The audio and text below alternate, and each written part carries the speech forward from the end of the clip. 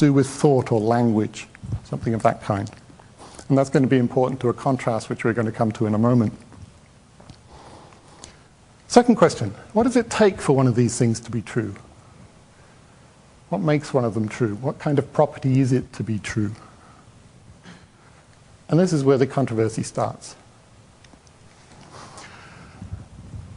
One of the most intuitive and appealing ideas, one of the oldest positions about truth, is that truth involves some sort of correspondence or matching between the kinds of things which can be true, sort of thoughts or words or something of that kind, between that on the one side and the world on the other. So the idea is that here on one side, as it were, on the left, we have beliefs or sentences or any of those kinds of things which can be true.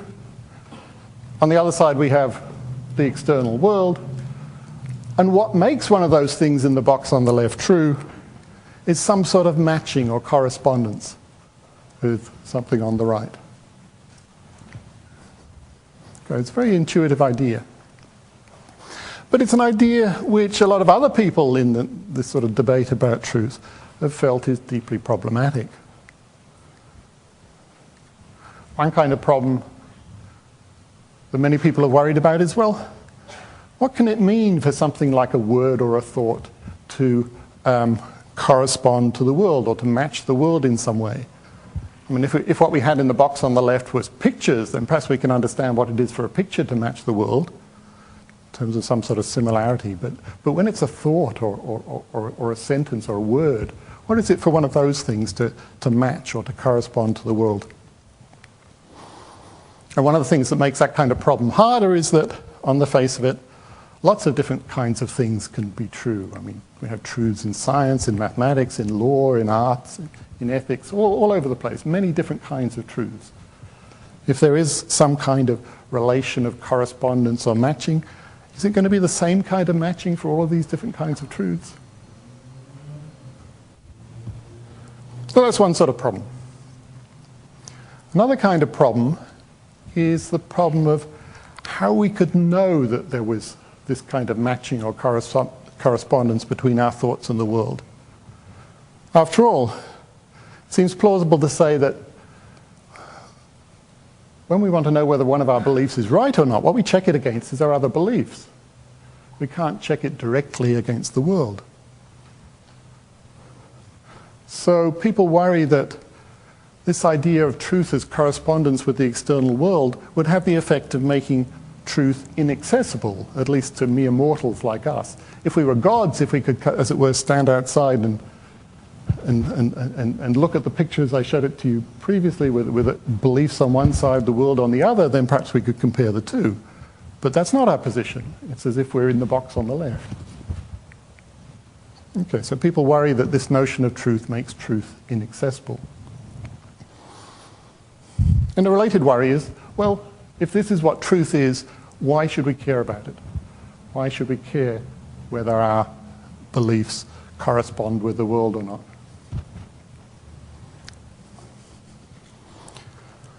Here's one contemporary philosopher, Richard Rorty, who takes these sorts of criticisms very seriously and is fond of saying things like this. These are some of Rorty's recent characterizations of the notion of truth as correspondence and related notions.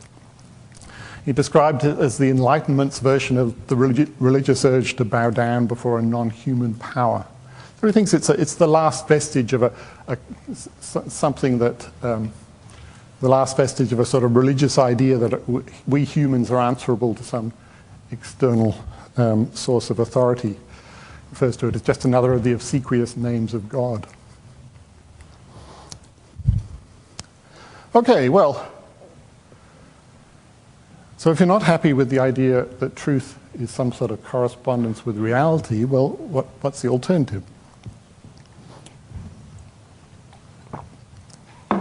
Classically, the main alternative has been something like the idea that truth is a matter of what people call coherence.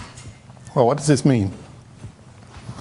As I said before, it often seems to be the case that what we seem to care about is how our claims and beliefs cohere with one another, whether they're consistent. So if we're interested in arguing for the truth of some belief that we hold, we tend to support it by appealing to other beliefs. As I said before, we don't seem to be able to appeal directly to the external world. So this kind of idea has suggested to many people that what makes a belief or a claim true is that it coheres in the right sort of way with other beliefs and claims. And so truth becomes a much more internal kind of property of beliefs. So it's, as it were, it's something internal to the box I had on the left in the diagram. Not a relation between what's in the box and something outside. And this has the great advantage, of course, that at least potentially it makes truth something much more accessible to us.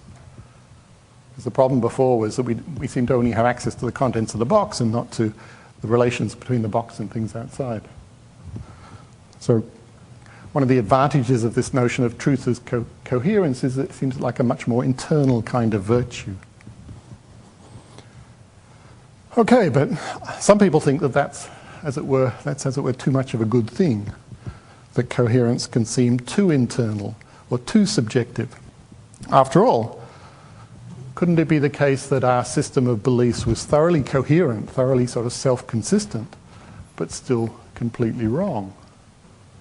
I mean, we know of examples, say, in the history of science, where people for long periods subscribed to theories which seem to be sort of internally consistent, but which we now regard as mistaken.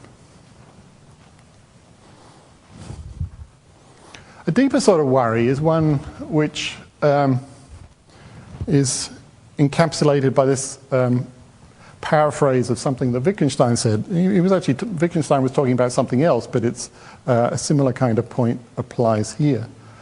Wittgenstein says, if what seems right is right, that just means we can't talk about right.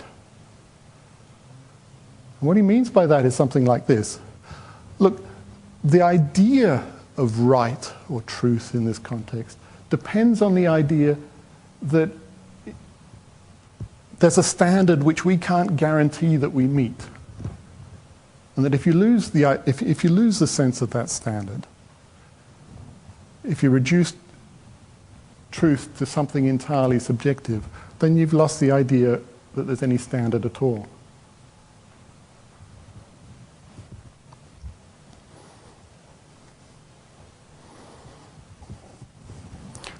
And this connects with what people often see as the dark side of relativism. I mean, I call it the dark side. I mean, there's a sort of there's an attractive side to relativism. Think of relativism as the view that, as it were, what's true is in some sense a matter of your own beliefs.